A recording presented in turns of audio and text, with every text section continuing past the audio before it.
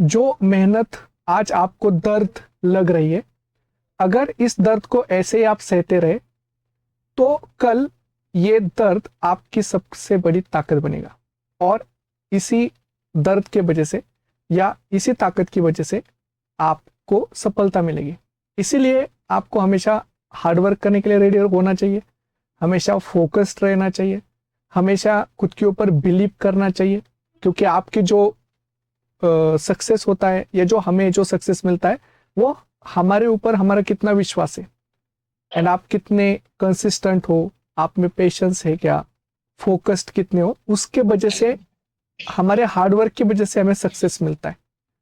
तो hello everyone, आप सबका स्वागत है आज के हमारे इस न्यू सेशन में, CSR नेट अचीवर सेशन में। एंड आज के इस सेशन में हमसे आज मिलने आए हैं दिनेश बिश्नोई जी। और आप सबको सबसे पहले क्या आप सबका वेलकम है हमारे CSR नेट अचीवर्स में। और दिनेश, आपका भी वेलकम है आज के हमारे इस शो में। Thank you sir. यस। और सबसे फर्स्ट कि दिनेश बिश्नोई जी, ये इन्होंने JNU यूनिवर्सिटी से जूलॉजी में MSc कंप्लीट की और उसके बाद IFS के लाइफ साइंस के लाइव कोर्स से सारी CSR नेट की प्रिपरेशन की और CSR नेट के एग्जाम में इतना अच्छी रैंक और इतना अच्छा रिजल्ट लाया। तो सारे स्टूडेंट की तरफ से और पूरे IFS फैमिली की तरफ से दिनेश आपका बहुत बहुत कॉन्ग्रेचुलेशंस। शुक्रिया सर। यस। और ये हमारे लिए बहुत बड़ी खुशी की बात है कि हमारे लाइव क्लास के स्टूडेंट है दिनेश जी, और उन्होंने लाइव क्लास में ही सारा प्रिपरेशन किया। मतलब लाइव क्लास जब रिकॉर्डेड आते थे उसके बाद उन्होंने उन सारे क्लासेस को देखा, उन क्लासेस को रिवाइज किया, इवन PYQ क्वेश्चंस को रिवाइज किया एंड अच्छे से एग्जाम का प्रिपरेशन किया, बहुत हार्डवर्क किया, बहुत मेहनत की एंड उसके बाद उनका इतना अच्छा रिजल्ट आया है। तो इस सब के लिए आपका बहुत बहुत congratulations Dinesh. Thank you sir, thank you so much. Yes. तो अब सबसे फर्स्ट दिनेश कि जैसे आपका जो MSc हुआ था वो जूलॉजी में हुआ था और वो 2023 में हुआ था। जी सर। और उसके बाद में आपने जी लाइव सर। कोर्स को ज्वाइन किया जनवरी में। हाँ। यस। तो मुझे आप ये बताइए, क्योंकि बहुत सारे स्टूडेंट बोलते हैं कि जब हम लाइव कोर्स को ज्वाइन करते तो पढ़ाई में बहुत सारा मतलब लैग आता है, कभी कभी डिस्ट्रैक्शन होता है और कभी कभी बहुत नर्वसनेस आती है, निगेटिव थिंकिंग इतनी होती है कि पढ़ाई में मन नहीं करता। मोबाइल पे या लैपटॉप पे 6-6 घंटे जी सर। लेक्चर देखने का भी बहुत डिफिकल्ट होता है। तो इतने सारे प्रॉब्लम्स है। हाँ जरूर। हाँ, अगर आप घर पे प्रिपरेशन कर रहे हैं तो भी आपको घर का एनवायरनमेंट है कि जो एजुकेशनल नहीं होता तो वहां पे भी दिक्कत आती है। करेक्ट। बाहर तो फ्रेंड्स वेट कर ही रहे होते जी कि सर। कब दिनेश मिलेंगे और कब हम मतलब एंजॉय हाँ करेंगे। तो इतने सारे प्रॉब्लम्स को ओवरकम करके बिल्कुल। आपने कैसे प्रिपरेशन किया? देखो फर्स्ट ऑफ ऑल सर, मैंने प्रिपरेशन तो लाइब्रेरी ज्वाइन करके किया था। मैंने सारी ओके। क्लास वहीं से अटेंड की है। वाओ। और जब लाइब्रेरी ज्वाइन कर ली थी तो घर वाले डिस्टरबेंस जितने भी थे वो मुझे कम ही फेस करने पड़े थे। हाँ। और उसके बाद रही बात फ्रेंड्स की, तो सर फ्रेंड्स जो है वो हालांकि मिलने के लिए तैयार होते भी थे, उनका भी मेरे को बहुत सपोर्ट मिला है। यस। जितना सपोर्ट गुरुजनों और घर वालों को मिला है हाँ। उससे कहीं ज्यादा मैं कह सकता हूँ उनकी कंपेरेटिव मुझे फ्रेंड्स का सपोर्ट मिला है, वाओ। चाहे वो फाइनेंशियली हो या मुझे इमोशनली हो, वाओ। इस प्रकार से। और उसके बाद इस मोटिवेशन को जारी रखने के लिए एक वो अपन अचीवमेंट कहते हैं कि हाँ मुझे CSIR नेट क्लियर करनी है। और उसके बाद गुरुजनों का सपोर्ट, कैसे सर हमेशा मोटिवेट करते रहते थे कि यस। अगर आप लगन से मेहनत करते रहोगे तो एक न एक दिन आपको जरूर सफलता मिलेगी। मोटिवेशन गुरुजनों का था, साथ मुझे फ्रेंड्स का था। यस। तो मैंने इस प्रकार प्रिपरेशन जारी रखा और एट द एंड यस। तो क्लियर हो गया ये था। बात मुझे दिनेश आपकी बहुत अच्छी लगी कि सबसे इंपॉर्टेंट होता है कि आप फोकस किसको करते हो, प्रॉब्लम्स को करते हो या पॉसिबिलिटीज को, अपॉर्चुनिटीज को करते हो। क्योंकि problems are not problems, failures are not failures, they are all opportunities to learn. कि आपका फोकस्ड होना चाहिए और आप डेडिकेटेडली होने चाहिए। जैसे दिनेश जी डेडिकेटेडली पढ़ाई कर रहे थे, लाइब्रेरी को ज्वाइन किया और लाइब्रेरी को ज्वाइन करके प्रिपरेशन किया। तो क्या दिनेश जी आपको लाइब्रेरी में बोर नहीं होता था? एक चीज बार बार कंटिन्यूस करने से बोरिंग होता है। हाँ सर, बोरिंग वाली बात तो सही है कि हर एक स्टूडेंट जब सुबह 7 बजे से शाम 10 बजे तक लाइब्रेरी में बैठता है तो बोरिंग वाली सिचुएशन तो हर एक को फेस करनी हाँ। पड़ती है। बट मेरा डेली का टारगेट था कि हाँ, मुझे आज इतने लेक्चर्स कंप्लीट करने हैं और हम्म। इसमें मान लो 2 लेक्चर्स पर डे के होते थे, एक तो वो डेली के और एक मुझे रिवाइज के लेक्चर, दो मैं कंप्लीट करता था। इसके साथ साथ मैं पीवाईक्यू सॉल्व करता था। तो मैं सुबह जाते ही बैठता इस हिसाब से कि मुझे ये इतना काम करना है, अगर 2 घंटे में भी हो गया ना तो कंप्लीट करके घर चला जाऊंगा। वाह। मेरी जो स्टडी थी वो टाइम बेस्ड नहीं थी, मैंने टॉपिक बेस्ड और टारगेट बेस्ड करी थी कि मुझे इतना टारगेट पूरा करना है, बस 2 घंटे में हो जाए तो भी घर चला जाऊंगा। और 2 घंटे में कभी हुआ नहीं, इसी प्रकार 7 से 10 बज जाते थे। यस, तो मतलब आपने टाइम टेबल बनाया था, स्टडी के लिए टाइम टेबल आपने बनाया था? यस।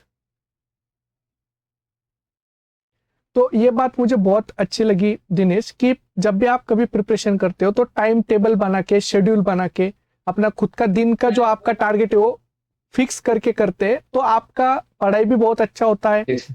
जब आपका टारगेट कंप्लीट होता है तो एक हम्म। मोटिवेशन मिलता है, एक पॉजिटिविटी मिलती है, और वो आपके आगे के टारगेट्स को जी सर। कंप्लीट करने में बहुत हेल्प करती है। करेक्ट। जी सर। तो आज मुश्किल है, कल और बेहतर होगा। बस उम्मीद मत छोड़ना, भविष्य और उज्जवल हो जाएगा। बस एक हमेशा याद रखना है कि उम्मीद रखनी है कि आज किया है कल भी होगा, परसों जी भी सर। होगा, होता जाएगा। करेक्ट। हाँ। तो दिनेश, बहुत बार ऐसा होता है कि जब भी हम लाइब्रेरी में प्रिपरेशन करते हैं या सेल्फ स्टडी करते हैं, तो आपको कभी क्वेश्चन जी प्रैक्टिस सर। करते समय डिफिकल्टी आती है, कभी टॉपिक समझते समय आपको डिफिकल्टी आती है। और ये सब करते जी हुए सर। अगर डिफिकल्टी आई, अगर मेरे से नहीं हुआ, क्वेश्चन सॉल्व नहीं हुआ, टॉपिक समझ में नहीं आया, तो डिप्रेशन आता है, एक निगेटिविटी आती है और मायूस जी हो सर। जाते हैं हम। तो क्या आपको भी ऐसा जी सर। होता था जब आप लाइब्रेरी में बैठ के प्रिपरेशन करते थे? हाँ सर, क्योंकि 13 यूनिट्स है और उसमें से जब अब मैं लेक्चर्स देखता था तो देखते टाइम तो वैसे सारे समझ में आ जाते थे। जब हाँ। रिवीजन के टाइम कुछ टॉपिक्स समझ में नहीं आ रहे हैं, और मेनली जब पीवाई चूज करता, हम्म। उस दौरान टॉपिक्स का सवाल जब सामने आता था तो मुझे लगता था कि ये तो मुझे समझ में नहीं आया था। लेकिन आपकी मुझे याद रही थी कि सारे टॉपिक्स आपके लिए नहीं है, आप केवल उतने प्रिपेयर करिए, वही सवाल अटेंड करिए हम्म। जो आप कर पा रहे हो। यस। जितना आपको आता है केवल उतने ही सवाल अटेंड करिए और आपका सिलेक्शन पक्का है सर। यही मोटिवेशन मेरे को इस एग्जाम तक लेके गया था। यस, तो ये बात मुझे बहुत अच्छी लगी दिनेश, कि सबसे इंपॉर्टेंट होता है कि आपका फोकस, ठीक है। कि आपको क्या अच्छा लगता है, आपका क्या फेवरेट है। ठीक है। अगर आप उनको फोकस करते हो तो फिर आपके लिए बहुत आसान है, क्योंकि फिर आप वही टॉपिक को करोगे तो उन्हीं टॉपिक के क्वेश्चन करोगे तो आपका निगेटिव होने के चांसेस बहुत कम हो जाते। और जब हमने किए हुए जी टॉपिक से सर। क्वेश्चन हमारे करेक्ट होते तो हमें बहुत पॉजिटिविटी मिलती है, मोटिवेशन मिलता है बहुत सारा। और मिलती है आगे वाले सवाल क्वेश्चन करने की। यस, आगे वाले सवाल करने की या पढ़ाई करने के लिए और टॉपिक अच्छे से बेटर करने के लिए। यस। तो जी सर। दिनेश, मेरा एक बहुत मतलब इंपॉर्टेंट क्वेश्चन है, बहुत सारे स्टूडेंट मुझे पूछते हैं कि जब भी कभी भी जी सर। हम जब पढ़ते हैं तो पढ़ाई करते समय हम सारे यूनिट्स को टारगेट करने की कोशिश करते हैं कि टोटल 13 यूनिट्स करना विथ एप्टीट्यूड, और सारे यूनिट्स करना बड़ा जी डिफिकल्ट सर। है। मतलब सबको सब नहीं आता है, या सब लोग सब नहीं कर सकते, नहीं। ऐसा हम बोलते हैं। तो फिर क्या आपने जी भी सर। सारे यूनिट्स को हाँ टारगेट किया था? क्या आपने कितने यूनिट्स प्रिपेयर किए थे? सर, यूनिट्स तो मैंने 13 की 13 प्रिपेयर की थी, अच्छा। सारी यूनिट्स प्रिपेयर की थी। बट मैंने यूनिट्स पूरी प्रिपेयर नहीं की थी। मैंने जो टॉपिक्स मुझे मेरे फेवर में थे या मुझे जो आसानी से समझ में आ जाते हैं, जिसको मैं लॉन्ग टाइम तक याद रख हम्म। पा रहा, मैं जिसके सवाल मुझसे सही हो पा रहे थे, मैंने वही टॉपिक्स टारगेट किए थे। अच्छा। क्योंकि शुरुआत से ही ये देखा गया था कि अगर आपको सीसा नेट क्लियर करना है, हम्म। क्वालिफाई करना है, तो आप के बजाय लेक्चर तो वो पूरी यूनिट्स मुझे समझ में नहीं भी आती, ऐसा भी हो सकता है। हाँ। और जो टॉपिक्स मुझे समझ में नहीं आया उसका अगर सवाल आ गया तो वो मैं कर नहीं पाऊंगा। इससे अच्छा है हाँ। 13 यूनिट्स में से आप वो टॉपिक्स चूज कर लो जो आपको अच्छे से समझ में आ रहे हैं, जिसके सवाल आप कर पा रहे हो। तो मैंने ये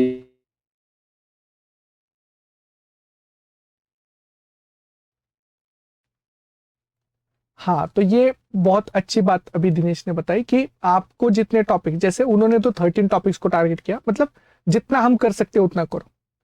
बेस्ट थिंग वो होती है कि जितना आप अपना बेस्ट दे सकते हो उतना बेस्ट दो। और दूसरा, कभी भी ज्ञान ऐसी चीज है कि जो कभी वेस्ट नहीं होती, वो कहाँ कहाँ पे तो वो आपको काम आएगी। चाहे आज एग्जाम में नहीं आए तो कल इंटरव्यू में आ जाएगी, और इंटरव्यू में नहीं आएगी तो रिसर्च में आ जाएगी, रिसर्च में नहीं आए तो कभी पढ़ाने के लिए फिर से आप प्रोफेसर बनोगे तो वहां पे काम आएगी। इसलिए आपको हमेशा ज्ञान को अर्जित करते रहना चाहिए, उस पे हमेशा ही लर्निंग करते रहना चाहिए, और खुद को हमेशा पॉजिटिव रखना चाहिए। क्योंकि हमें हमेशा ही, क्योंकि एग्जाम में भी जैसे दिनेश आप देखते हो कि 13 यूनिट्स करने के बाद, एप्टीट्यूड करने के बाद भी हमें नहीं पता होता कि किस टॉपिक से कौन से क्वेश्चन आएंगे और आप कौन से क्वेश्चन को अटेम्प्ट करोगे। फिर भी आपको एक पॉजिटिविटी माइंड में रखनी चाहिए, रखनी पड़ती है कि हम जो करेंगे वही आएगा और हम वही सॉल्व करेंगे, वही आएगा, करेक्ट। तो मतलब ये, इसीलिए हमेशा खुद को प्रिपेयर्ड रखिए। ऐसा बोलते हैं दिनेश कि युद्ध से पहले जो पसीना बहाता है ना, उनको युद्ध में खून बहाना नहीं पड़ता, या कम खून बहाना पड़ता है। तो आपको हार्डवर्क तो करना पड़ेगा, क्योंकि सक्सेस का कोई शॉर्टकट नहीं है। यस दिनेश, सक्सेस का कोई शॉर्टकट है क्या? जी सर, कोई शॉर्टकट नहीं है सर, कोई शॉर्टकट नहीं है। तो वो मेहनत, लगन, फोकस, कंसंट्रेशन, उसके बाद आपका कंसिस्टेंसी, पेशेंस, एंड जितना ज्यादा आप हार्ड वर्क करोगे उसी उसी पे आपको सक्सेस मिलती है। इसलिए जितना आप इनपुट दोगे, जितना आप बेस्ट दोगे, उतना बढ़िया रिजल्ट आएगा। करेक्ट दिनेश? जी सर। यस। तो बहुत बार दिनेश हम देखते हैं कि जब भी हम कभी प्रिपरेशन करते, कोई काम करते, तो मन जो है वो माइंड कंट्रोल नहीं होता, माइंड हमेशा डिस्ट्रैक्ट होता रहता है। माइंड में हमेशा कुछ ना कुछ ओवर थिंकिंग होती है माइंड में। माइंड में बहुत सारे मतलब थॉट्स आते हैं, करेक्ट। एंड उस वजह से हमारे जो हम प्रिपरेशन कर रहे हैं उसमें बहुत सारा जो आता है वो क्या आ जाता है, लैग आ जाता है, या हम बोलते हैं प्रॉब्लम्स आते हैं, प्रिपरेशन हो नहीं पाती है। तो क्या आपके लाइफ में भी ऐसे कुछ डिफिकल्ट, आपके लाइफ में भी कुछ ऐसे डिफिकल्ट सिचुएशन आए थे जिसके वजह से आपका प्रिपरेशन हैम्पर हुआ, या आपको थोड़ा सा अफेक्ट हुआ? सर फॉर्चुनेटली मेरे लाइफ में ड्यूरिंग प्रिपरेशन ऐसा कोई इवेंट नहीं आया था, बट हाँ जरूर मेंटली थोड़ा डिप्रेशन आया था बीच में, क्योंकि जब मैंने सारी तैयारी करने के बाद में मैंने पहला ही क्वेश्चन पेपर अटेंड किया था लाइव, वो भी पूरा।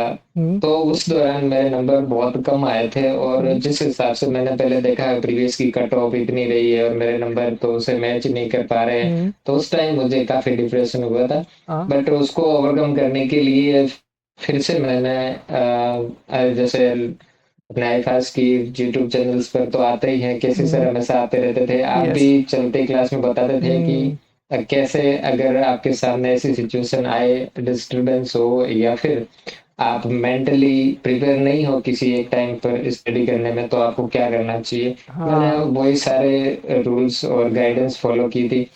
तो हाँ जरूर डिस्टरबेंस को मैंने ओवरकम किया था, बाकी कंप्लीटली अपन हटा नहीं सकते किसी को। यस। तो ये दिनेश मुझे आपकी बात बहुत अच्छी लगी, मैं रिपीट कर रहा हूँ कि देखो, problems they are the part of life, and ये आपको आएंगे, चाहे वो कोई भी रूप में आए, चाहे वो कहाँ से भी आए, ये आपके लाइफ में आने वाले, और आप उनसे बच नहीं सकते, क्योंकि वो आपके लाइफ का पार्ट है। एंड वो अगर आएंगे तो आपको अफेक्ट होगा, चाहे वो निगेटिव अफेक्ट हो, चाहे आपकी ओवर थिंकिंग हो, या चाहे आपका पढ़ाई ना हो। बट सबसे इंपॉर्टेंट, जैसे दिनेश ने बताई एक बहुत अच्छी बात, कि आपको उसको मैनेज और उसको ओवरकम करना आना चाहिए।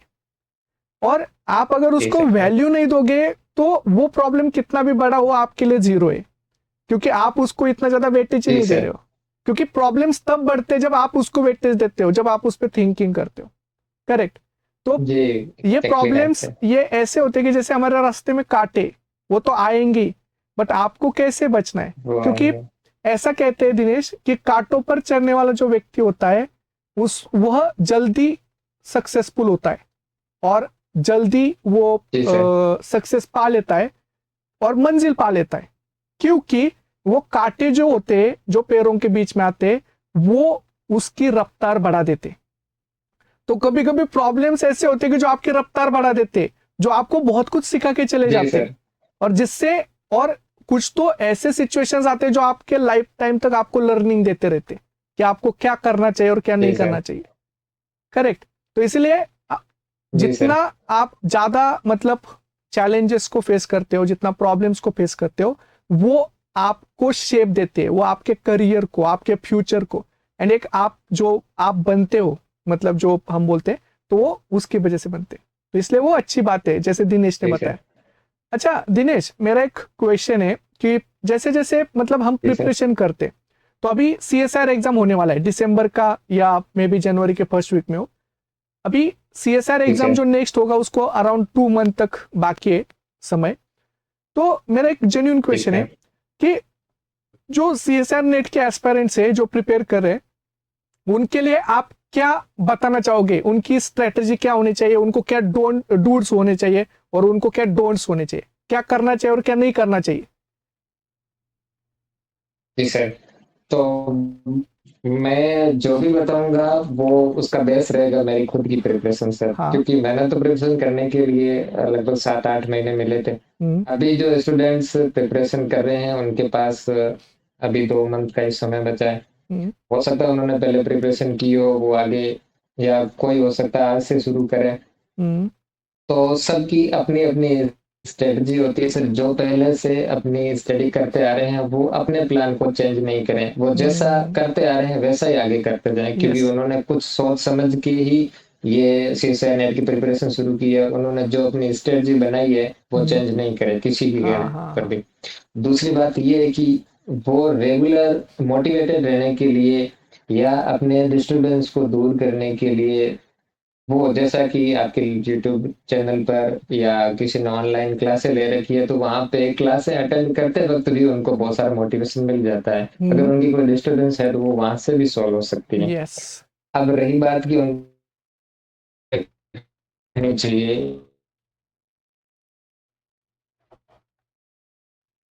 लाइव क्लासें जॉइन करी थी जो रिकॉर्डेड 2 बजे के बाद आती थी, और फिर मैंने रिवीजन के लिए उन्हीं क्लासों को दोबारा देखा था। हाँ। और तीसरी बार जब मैंने रिवीजन किया था, तो हम्म। वो रिवीजन जो टीचर्स हैंड नोट्स है उनको हम्म। स्क्रॉल करते-करते किया था। मैंने यस। स्क्रॉल कर लिया कि हाँ, ये चीज़ मुझे समझ में आ गई, ये भी समझ में आ गई, और कोई टॉपिक्स मुझे समझ में नहीं आया तो मैंने पर्टिकुलर वो ही जाके दोबारा देखा था, हाँ। जिससे मेरा वो टॉपिक क्लियर हो गया था। क्योंकि एट द एंड अपन को यही टारगेट है कि सीएसआई नेट का जो पेपर अपने सामने आएगा, जिस टाइम अपन एग्ज़ामिनेशन में बैठेंगे एग्ज़ाम हॉल में, उस पेपर को क्वालीफाई करना है, अपना वही टारगेट है, और उसमें आने हम्म। वाले सवाल को सॉल्व करना है।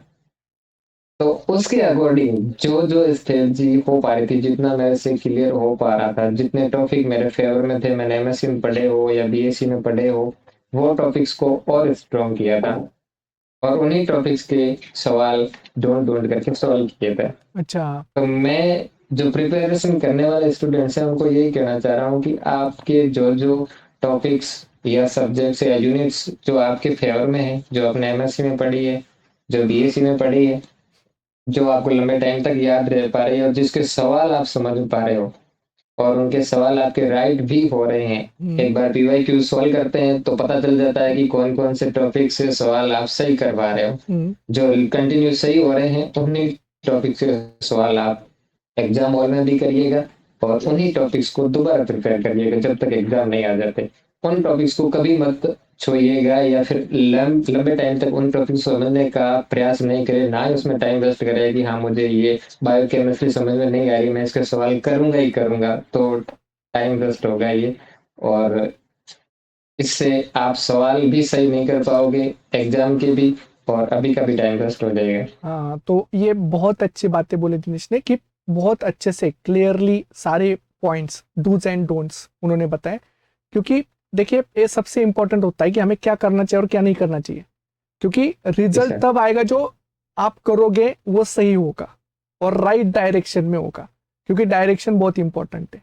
और जी कौन सर। से मिस्टेक्स होते हैं, क्योंकि ये जब अभी दिनेश जी बता रहे हैं वो खुद ने भी वो उन्होंने मिस्टेक्स किए होंगे, और उसी वजह से वो बोल रहे हैं कि वो मिस्टेक्स मत करो, क्योंकि उससे आपका रिजल्ट अफेक्ट होगा। जैसे जो टॉपिक आपको नहीं आते उनको आप करने की कोशिश करते हो, या उनके क्वेश्चन आप एग्जाम में सॉल्व करने की कोशिश करते हो, तो वो रिस्क किए, और रिस्क नहीं लेना है एग्जाम में, तो फाइनल एग्जाम में रिस्क कम लेना है।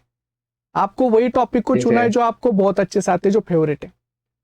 क्वेश्चन की प्रैक्टिस करनी है। जैसे दिनेश जी ने ये भी बोला कि प्रिपरेशन करते वक्त उन्होंने भी जब रिकॉर्डेड सेशन किए तो उनको बहुत अच्छे से देखा, उनको सबको अंडरस्टैंड किया, क्वेश्चंस को जी सर। अंडरस्टैंड किया, किस टाइप के क्वेश्चन आते हैं, क्योंकि क्वेश्चंस ही होते हैं जो पीवाईक्यू, वो सीएसआर की आत्मा की तरह होते हैं, मतलब जो एक्चुअल बताते हैं कि आपको सीएसआर में क्या आने वाला है।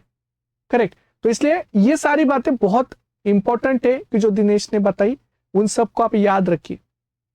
अभी दिनेश, बहुत बार हम ये देखते हैं ना कि जब भी कभी कोई एग्जाम होता है तो उस एग्जाम्स का हमारे अंदर बहुत फेयर होता है, डर होता है। और जी सबसे जी बड़ा सर। डर जो होता है वो तो सीएसआर में एग्जाम बैठने के पहले 15 मिनट पे होता है, कि जब आप सीट पे बैठे हो हाँ और सर। आपको पता है कि अब एग्जाम स्टार्ट होने वाला है, और तब आपको सारी जी सर। मतलब 6 महीने याद आते हैं, 1 साल याद आता है कि जो आपने क्या किया है। हाँ, हाँ सर। सारे पेरेंट्स ने क्या क्या बोला है, या नेबर्स ने क्या बोला है, फ्रेंड्स ने क्या बोला टीचर्स है, ने क्या क्या बोला टीचर्स ने है। क्या क्या बोला है, और वो सारी बातें जब जी सर। दिमाग में ऐसे घूम रही होती है तो आपको कुछ ना कुछ प्रेशर आता है, फियर जी आता सर। है, डर लगता है, एनेक्सिटी होती है। तो क्या आपको भी ऐसा हुआ था एग्जाम से पहले? हाँ सर, एग्जाम से पहले फियर आया था, उसके कुछ कारण थे और ओवरकम करने के भी कुछ प्लान थे। जैसे मुझे फियर तो हुआ था, जैसा आपने बताया था।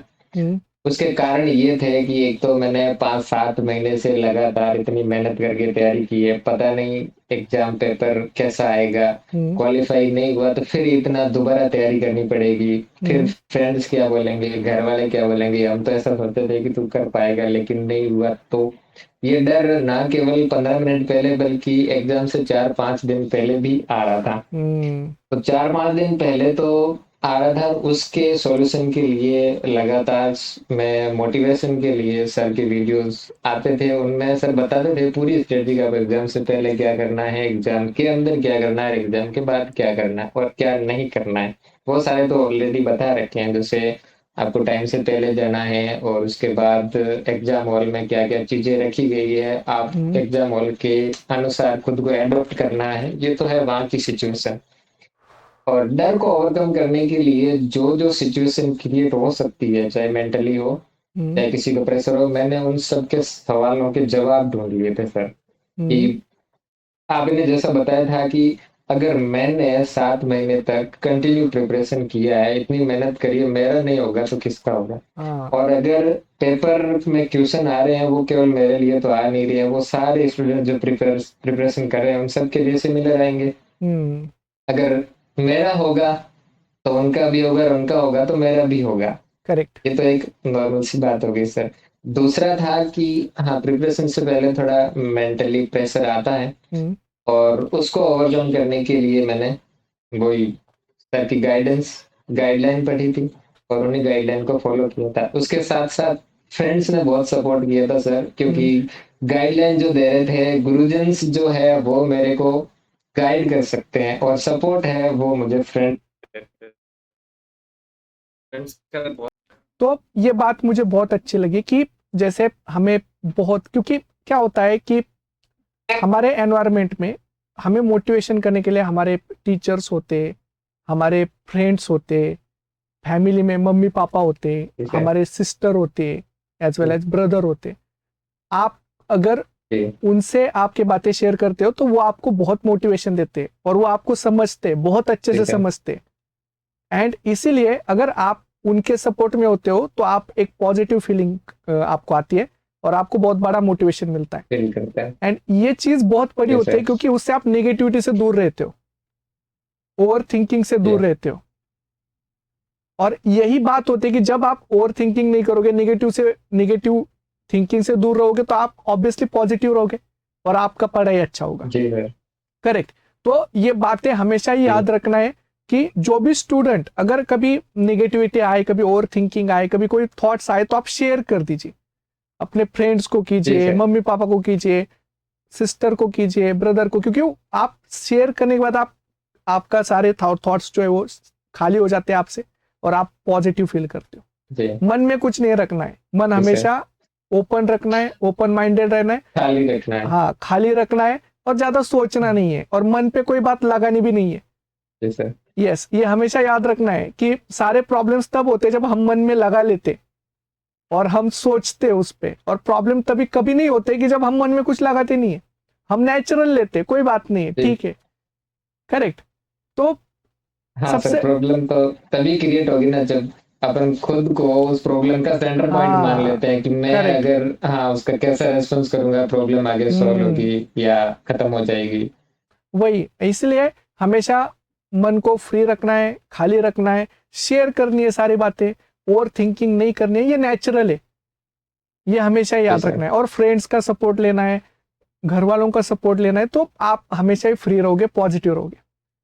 और जी पेपर सर। में भी बिल्कुल प्रेशर नहीं लेना है, क्योंकि पेपर में नेचुरली आपको थोड़ा सा लगेगा, क्योंकि वो एग्जाम होती है, फाइनल एग्जाम होती है, इसलिए थोड़ा सा आना चाहिए, लेकिन उसका निगेटिव इम्पैक्ट नहीं होना चाहिए, उसको भी पॉजिटिवली लेना जी है। सर। अगर आप पॉजिटिव लेते हो तो आपके लिए वो प्रेशर सक्सेस होने का एक पाथ बनता है, कि जिससे आप जी सक्सेसफुल सर। होते हो। करेक्ट। जी। यस। तो अभी दिनेश, बहुत बार ऐसा होता है ना कि हम देखते कि जब भी हम प्रिपरेशन करते हैं तो प्रिपरेशन करने के अलग अलग वेज होते हैं। जैसे बहुत सारे स्टूडेंट जो होते हैं वो पढ़ाई करते हैं तो बुक्स को पढ़ते हैं, रेफरेंस बुक्स को पढ़ते हैं। बहुत सारे स्टूडेंट नोट्स को पढ़ते हैं, बहुत सारे जी। स्टूडेंट नोट्स पढ़ के क्वेश्चंस की प्रैक्टिस करते हैं। करेक्ट। बहुत सारे स्टूडेंट नोट्स जी पढ़ सर। के क्वेश्चन प्रैक्टिस करके संडे टेस्ट देके, इवन मॉक टेस्ट देते, कंटिन्यूअसली प्रैक्टिस में रहते। तो सबसे बेस्ट वे कौन सा है सीएसआर एग्जाम्स को प्रिपेयर करने का, आपको क्या लगता है? हाँ, मेरे को सर वही सबसे बेस्ट वे लगेगा जिस वे से मेरा सिलेक्शन हुआ है। हम्म। और मैंने आईफास की ऑनलाइन कोचिंग ली थी और हाँ। उसमें दिए गए लेक्चर्स और टीचर्स हैंड नोट पढ़ते हुए हम्म। मैंने संडे टेस्ट दिया था और हम्म। मॉक टेस्ट दिए थे। यस। इसी के साथ साथ उसी के वेबसाइट्स में सीएसआईआर नेट्स के जो पुराने पीवाईक्यूज है वो हम्म। एज इट इज दे रखे हैं क्वेश्चन। मैंने उसको जैसे पेपर सॉल्व करते हैं एग्जाम हॉल में बैठ के, ठीक वैसे ही किया था। जब जुलाई का एग्जाम होने वाला था वो पोस्टपोन्ड हो गया था, हम्म। सॉरी जून में होने वाला था, जुलाई में पोस्टपोन्ड हो गया था। तो उस एक महीने में मैंने वो पीवाईक्यू सॉल्व किया था। जैसे एक दिन छोड़ के एक दिन, जैसे अपन एग्जाम हॉल में बैठ के पूरा पेपर सॉल्व करते हैं और हम्म। फिर उसके मार्क्स मिलाए, कहाँ गलतियां हुई कहाँ नहीं हुई, फिर उसका सॉल्यूशन ढूंढा और वो भी वही मिला था अल्फाज की। तो मुझे की तरफ से बहुत सपोर्ट मिला है इस एग्जाम को क्रैक करने के लिए, चाहे वो ड्यूरिंग लेक्चर हो या बाद में भी जब डिप्रेशन आता तो उस दौरान कैसी सर तो। हाँ, तो मतलब सबसे इम्पोर्टेंट है कि आपको मेहनत करते रहना चाहिए, और सबसे जी इम्पोर्टेंट, सर। हमेशा जितना आप कर सकते हो उतना सफिशिएंट है। मतलब ऐसा नहीं है कि जी मतलब सर। आप, क्योंकि बहुत सारे स्टूडेंट ये सोचते हैं कि मैं अगर प्रिपरेशन कर रहा हूँ तो क्या मेरा सिलेक्शन होगा क्या? क्या ये आपको लगता था कि आपके माइंड में ऐसे थॉट्स आते थे? हाँ बिल्कुल आते थे सर, यही थॉट्स आते थे। इसका वही जवाब है जो अभी अभी आपने बोला है कि जितना आप करोगे वही सफिशिएंट है। हाँ, मतलब आपको खुद पे बिलीव रखना है। और इवन जी सर। जैसे आप दिनेश बोल रहे हो ना, कि जैसे जब भी मुझे ऐसा लगता भी था कि जब थोड़ा सा वीक लगे, थोड़ा सा नर्वसनेस आए, तो जी मैं सर। केसी सर के वीडियोस देखता था, तो मुझे मोटिवेशन मिलता था। हाँ, तो ये सबसे इंपॉर्टेंट है, आपके पास जी सर। अवेलेबल सब कुछ है। देखिए, आपके पास सारा कंटेंट अवेलेबल है, आईपीएस के वेबसाइट्स के ऊपर है, आईपीएस के चैनल के ऊपर है, यूट्यूब के ऊपर शॉर्ट्स होते हैं जी सर। मोटिवेशन देने के लिए, बहुत है। और इतना सारा कंटेंट है, जी अगर सर। आप उसको यूज करो तो उसका बेनिफिट से आप कभी डिमोटिवेट हो ही नहीं सकते। बिल्कुल नहीं हो करेक्ट। सकता। और ऐसा भी नहीं हो सकता कि आपका कुछ बाकी रहेगा, क्योंकि पूरा सब कुछ अवेलेबल है, बस करने की बिल्कुल देरी सर। है, जो आपके ऊपर डिपेंड है। अगर आप करना चाहते हो तो जी सर। आप कंटिन्यू करोगे तो आपका रिजल्ट वहां से आएगा। करेक्ट। हाँ, जितना, जैसा आपने बोला कि जितना आप कर सकते हो वो ही सफिशिएंट यस। है। और इसके साथ मैं और ये ऐड करना चाहूंगा कि आप, जैसे मैंने आईफास की बुक्स और लेक्चर्स को फॉलो किया था तो केवल आईफास के ही फॉलो किया था, हम्म। और किसी भी इंस्टीट्यूट के या और किसी ऑथेंटिकेट बुक को मैंने ज्वाइन नहीं किया था, क्योंकि उससे थोड़ा डिस्ट्रैक्शन होता है। कहीं कुछ हाँ। और लिखा होता है, कहीं कुछ और, तो फिर कंफ्यूजन क्रिएट होती है। यस। तो मेरी सलाह यही रहेगी एस्पिरेंट्स की, हाँ आप जो पढ़ रहे हो बस उसी को पढ़ो। अगर आपके पास टाइम है तो उसको दोबारा पढ़ो, फिर टाइम है तो दोबारा पढ़ो। करेक्ट। तो ये दिनेश का, मुझे ये बात बहुत अच्छा लगा दिनेश, कि ये बहुत मतलब की लर्निंग है कि देखिए जो आपके सर। पास है वो नेसेसरी भी है और सफिशिएंट भी है, बस आपको उसके ऊपर बिलीव करना है 100%। एंड जैसे टीचर बोलते हैं जी सर। अपने आंख पे पट्टी बांधनी है और टीचर जैसे बोलते हैं वैसे फॉलो करना है। जो जी सर। 100% इसको करता है उसको सक्सेस मिलता ही है। करेक्ट। और दूसरा जी सर। कि जब आप बाकी बुक्स पे जाओगे, रेफरेंस पे जाओगे, जैसे दिनेश बोल रहा है ये बहुत बड़ी बात है कि वहां पे आपको बहुत सारी इंफॉर्मेशन मिल जाती है जो कि कुछ चीजें जी सर। अननेसेसरी होती है जो कि आज के डेट में एग्जाम में नहीं हाँ। आती है, और आपका टाइम भी ज्यादा वेस्ट होता है और माइंड में डाउट जी। ये क्रिएट होता है कि हमें तो ये पढ़ाया नहीं गया। तो ऐसे चीजें करने से क्या हो जाता है, हम डिस्ट्रैक्ट हो जाते हैं, और इसलिए डिस्ट्रैक्शन से बचे, जी सर। क्योंकि आप फोकस्ड रहोगे तो आपका रिजल्ट उसी से आएगा जो आप कर रहे हो, आपको ज्यादा कुछ करने की जरूरत नहीं है। जी सर। और ये सबसे बेस्ट वे पढ़ाई का। तो स्ट्रेटजी में जितना आपको बताया जी जाता है सर। उतना कीजिए, और टीचर्स को फॉलो करना है और 100% फॉलो करना है। अगर आप इतना करते हो जी। बस हो गया। करेक्ट। जी। यस। तो दिनेश अभी जैसे आप एमएससी के बाद जैसे सीएसआर नेट का प्रिपरेशन कर रहे थे, तो अगर सपोज कुछ स्टूडेंट एमएससी के साथ साथ प्रिपरेशन करना चाहते, तो एमएससी के साथ साथ हम प्रिपरेशन कर जी सकते सर। हैं क्या? हाँ सर, एमएससी के साथ प्रिपरेशन पॉसिबल है क्योंकि बहुत सारे स्टूडेंट ने एमएससी के साथ प्रिपरेशन करते हुए सीएसईआर नेट को हम्म। क्वालिफाई किया है। बट उसमें ये है कि आपकी यूनिवर्सिटी के एग्जाम्स है वो सीएसईआर नेट के एग्जाम के आसपास कंडक्ट नहीं होने चाहिए। हाँ। उससे अगर आप ऐसा होता है तो एमएससी के एग्जाम दोगे या फिर सीएसईआर नेट की प्रिपरेशन करोगे, वहाँ थोड़ा डिस्टरबेंस होता है। कर सकते हैं, अभी कुछ यूनिवर्सिटीज ने ये सेमेस्टर का प्लान कर दिया है, ये अप्लाई हो गया है, तो इस दौरान थोड़ा डिफिकल्ट है लेकिन नामुमकिन नहीं है सर। यस, तो कर कर सकते हैं। सकते हैं क्योंकि और वही टॉपिक्स है जो अपन सीएसईआर नेट के लिए प्रिपरेशन करते हैं, वही एमएससी के अंदर है। करेक्ट। और ये बहुत अच्छी बात है कि इफ अगर स्टूडेंट को पॉसिबिलिटी है कि वो एमएससी के साथ प्रिपरेशन करे, तो आप जरूर एमएससी के साथ प्रिपरेशन करना स्टार्ट कीजिए, ताकि वो बिल्कुल आपको सर, जरूर करनी एमएससी चाहिए। में भी बेनिफिट मिले और आपका सीएसआर एग्जाम भी एमएससी के साथ साथ हो। करेक्ट। और जी सर। एक पॉइंट है दिनेश कि सपोज कि हम जब प्रिपरेशन करते, तो प्रिपरेशन करते हुए जैसे आईएफएस के प्रिपरेशन के साथ साथ एग्जाम मैपिंग होता है, अंतिम वार होता है, लास्ट में कुछ रिवीजन के सेशंस होते हैं, तो क्या ये भी आपने अटेंड किए थे जी क्या? सर। हाँ सर, मैंने अटेंड किया था जब कंप्लीट हो गया था मेरा हम्म। ऑनलाइन कोर्स, तो उसके बाद जो टाइम बचता था उसमें मैंने सुबह के टाइम 3 घंटे में पेपर अटेंड कर लेता था जो पीवाईक्यू थे। उसके बाद 2 घंटे मैंने उसका एनालिसिस कर लिया और शाम के 3-4 घंटे मैंने वापस वही एग्जाम मैपिंग्स ये सेशंस देखे थे। यस। इसमें काफी कुछ चीजें हैं, जैसे जो यूनिट 10-12 दिन में कंप्लीट होती थी, तो उसकी समरी 4-5 घंटे के अंदर अपन हम्म। देख सकते हैं, तो फिर मैंने उसको भी फॉलो किया था। तो क्या उनका बेनिफिट होता है क्या फाइनल एग्जाम में? हाँ सर, उसका जरूर बेनिफिट होता है क्योंकि उस दौरान ये अपने समरी होती है सारी और पॉइंट टू पॉइंट बात होती है। तो एग्जाम मैपिंग की जो जो सीरीज है उसके अंदर वो क्रीम है जो पूरे सिलेबस के अंदर दे रखी है, हम्म।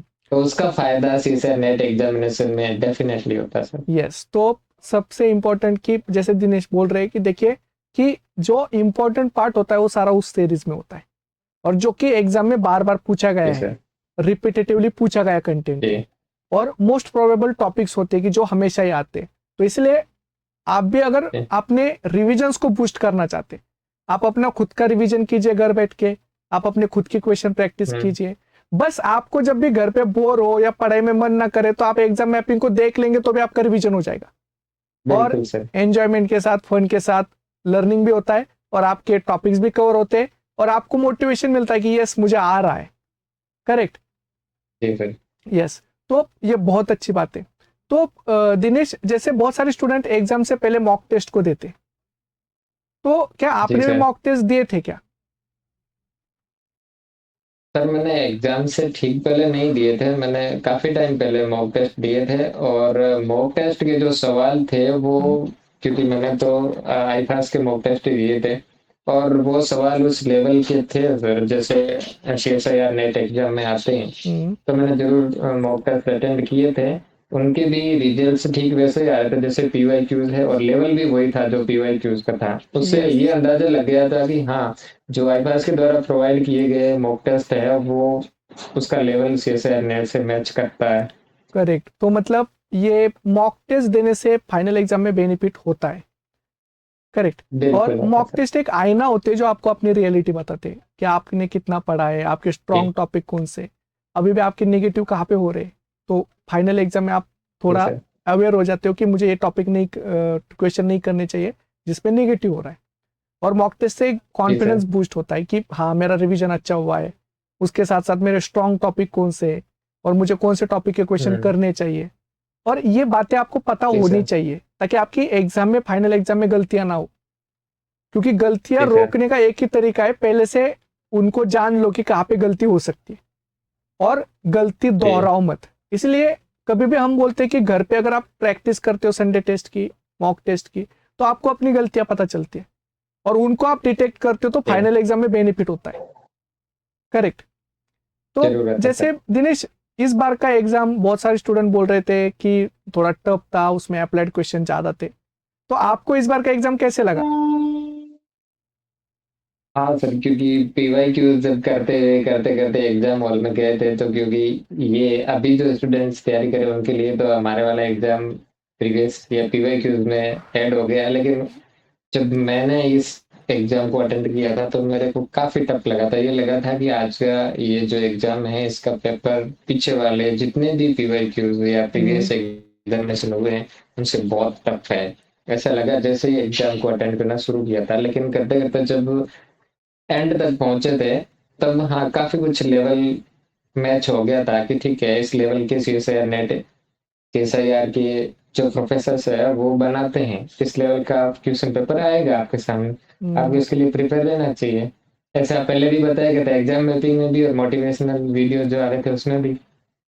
तो उस हिसाब से फिर वापस घर आके देखा था तो सब जगह ऐसा ही दे रहा था कि हाँ बहुत टफ था एग्जाम, बहुत टफ था। तो मुझे लगा मेरे अकेले को नहीं लगा, ये सारे स्टूडेंट्स को लगता है, और जैसे उनके नंबर आएंगे वैसे ही मेरे आ जाएंगे। हाँ, तो मतलब आप फिर भी पॉजिटिव हो गए थे, इवन आपको लगा था जी टफ है। सर। मतलब जैसे तो हम बोलते जी कि हर एग्जाम में कुछ ना कुछ सिंपल क्वेश्चन होते हैं, कुछ डिफिकल्ट होते हैं, हमारे लेवल के जो क्वेश्चंस होते हैं जो हम सॉल्व करते हैं।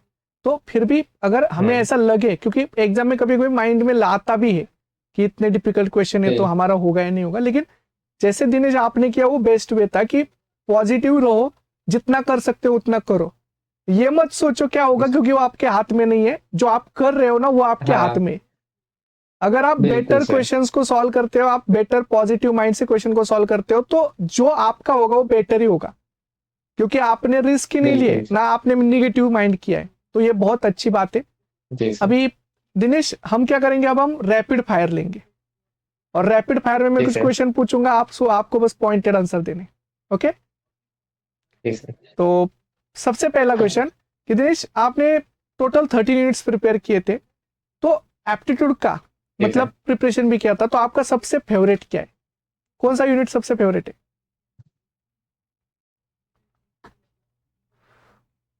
मेरा सर मॉलिक्यूलर बायोलॉजी सबसे फेवरेट था। अच्छा, मॉलिकुलर बायोलॉजी, वेरी गुड।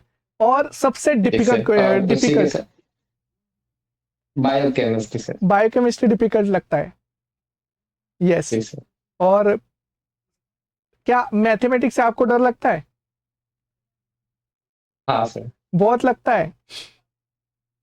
बहुत नहीं सर, एप्टीट्यूड के ट्यूशंस तो ठीक है हो जाते हैं, बट इससे ज्यादा जैसे बायोकेमिस्ट्री की मैथमेटिक्स से लगता है। अच्छा हाँ, तो न्यूमेरिकल आंसर टाइप क्वेश्चन से थोड़ा डर लगता है। यस। जी सर। हाँ। तो और सबसे पहले अगर पेपर में आप बैठते हो तो आपको सबसे अच्छा पार्ट कौन सा लगता है, A part, B part, C part? C part sir, सबसे पहले सी पार्ट से अटेंड अच्छा, किया। सी पार्ट ही अटेंड करते हो और वही अच्छा लगता है। यस। तो क्या जी सर। आपने सी पार्ट जब भी प्रिपरेशन करते थे तो आपके भी निगेटिव होते थे क्या, जब संडे टेस्ट देते थे, मॉक हाँ टेस्ट देते पर थे? बहुत बहुत नेगेटिव होता था, कभी कभार से पॉजिटिव से ज्यादा नेगेटिव चला जाता था सर। अरे, इतना ज्यादा नेगेटिव होता था? तो फिर आप, हाँ बहुत बार होता था ऐसा। तो आपको मायूस नहीं होते थे आप? हाँ सर, क्योंकि मायूस तो होना फिक्स है, क्योंकि अगर नेगेटिव पॉजिटिव से भी ज्यादा चले गए हैं तो होता था तो मार्क्स, बहुत लेकिन बुरा लगता है फिर मतलब। पता चलता है कि अपन ने गलती कहाँ पे की थी, फिर उस गलती हाँ, को वापस सुधार के दोबारा अटेम्प्ट किया। यस, तो बहुत बुरा लगता है क्योंकि हमारा नेगेटिव अगर होता है तो इतना पढ़ाई करने के बाद भी नेगेटिव होता है, उसका बुरा लगता है। बिल्कुल। दूसरा, नेगेटिव कैसे हो रहा है बिल्कुल वो भी सर। समझ में नहीं आता, तो और ज्यादा बुरा लगता है। करेक्ट। जी सर। और बुरे लगने की वजह से, देखिए, मैं बुरा लगता है इसका मतलब ये नहीं कि मैं आपको डिमोटिवेटेड कर रहा हूँ। एक्चुअल में बुरा लगना भी चाहिए क्योंकि आपको आपकी मिस्टेक समझने भी आनी चाहिए कि एक्चुअल मिस्टेक कहाँ पे हो रही है। जी अगर सर। बुरा ही नहीं लगा तो फिर आपका नेगेटिव हुआ तो और नेगेटिव हम्म। होता चला जाएगा। हाँ, तो इसलिए बुरा बिल्कुल सर। लगना पॉजिटिवली होता है क्योंकि वहां से हम सीख जाते हैं कि हम क्या गलती कर रहे हैं और उस गलती को फिर से दोहराना नहीं है। यस। तो जी मिस्टेक्स सर। को आइडेंटिफाई करो एंड उसको सॉल्व करो, इसी को लर्निंग बोलते। सॉरी। करेक्ट। बिल्कुल। हाँ। और बहुत बार करेक्ट सर। सर, आपने एप्टीट्यूड का जो प्रिपरेशन किया था दिनेश, तो एप्टीट्यूड प्रिपेयर किया था आपने? जी सर। जी सर, एप्टीट्यूड प्रिपेयर किया था मैंने। एप्टीट्यूड की जो लास्ट में लेक्चर्स आए थे, पूरे एक दिन के जितने 14-15 लेक्चर्स होते हैं, हम्म। वो सारे मैंने अटेंड किए थे। फिर उसमें से मेरे को ये मैथमेटिक्स वाले ज़्यादा अच्छे नहीं लगे थे, तो हम्म। मैंने उससे पहले जो लॉजिकल आते हैं एप्टीट्यूड में, उनको ज़्यादा फोकस किया था। और एग्जाम से ठीक पहले, हमारे एग्जाम से पहले ये एक एग्जाम हो गया था, तो फिर उसके जस्ट शाम को ही लाइव सेशन आ गया था यूट्यूब पर। उसमें उसने बहुत हेल्प की थी सर। उसमें जो जो हाँ, सवाल बताए गए थे वो दूसरे दिन रिपीट हो गए थे। यस, तो आए थे और ये बहुत बेनिफिट मिला था। हाँ। यस। बिल्कुल। हम्म। और दिनेश, जब हम प्रिपरेशन करते, तो प्रिपरेशन के टाइम पे पढ़ाई करते समय हमें 13 के 13 यूनिट्स करने पड़ते, एज वेल एज एप्टीट्यूड भी करना पड़ता है। करेक्ट। तो आप, जी सर। मतलब अभी CSIR नेट का एग्जाम आगे के मतलब अराउंड 60 डेज में होगा, तो आप स्टूडेंट को इस जी सर। 60 डेज के लिए क्या स्ट्रेटेजी बताओगे कि जो उनको बेनिफिट हो सकती है, उनका भी फाइनल आपकी तरह एग्जाम में अच्छा रिजल्ट आए? तो उनको क्या क्या याद रखना चाहिए लास्ट मोमेंट पे? लास्ट मोमेंट पे उन्होंने जितनी भी स्टडी की है, उस पूरी स्टडी, पूरे सिलेबस में से जो उनके फेवरेट टॉपिक्स हैं, हम्म। जितने टॉपिक्स के वो सवाल कंफर्म कर पा रहे हैं, हम्म। केवल उन्हीं टॉपिक्स को वापस रिपीट करना। हाँ। और अगर टाइम बचे, जैसे आज तक किसी स्टूडेंट ने अगर 6 यूनिट प्रिपेयर की है, तो उन 6 को भूलना नहीं है, हम्म। उनको तो याद रखते ही जाना है। हम्म। और उनको रिपीट करते हुए अगर उनके पास टाइम बचता है तो अगला टॉपिक उठाए वो। इसी हाँ। प्रकार एग्जाम तक, जब तक एग्जाम हॉल में एंट्री नहीं कर जाए तब तक आईफास चैनल से जुड़े रहे, उनको अपडेट मिलती रहेगी नई से नई, चाहे कल भी एग्जाम हो उसका भी। हम्म। और उसके साथ साथ मोटिवेशन भी, और जो नए टॉपिक्स है वो भी। तो जो करेक्ट। याद किया वो भूलना नहीं है, उसको रिपीट करते जाना, और नया तभी ऐड करें जब आपके पास टाइम और बच जाए। हम्म। तो करेक्ट, तो आपको रिपीट मतलब रिविजन्स करते रहना है, और आपको जितने यूनिट्स के हैं वो भी ठीक है। कीजिए, और जो आप कर सकते हो उतना सारे यूनिट्स कर दीजिए।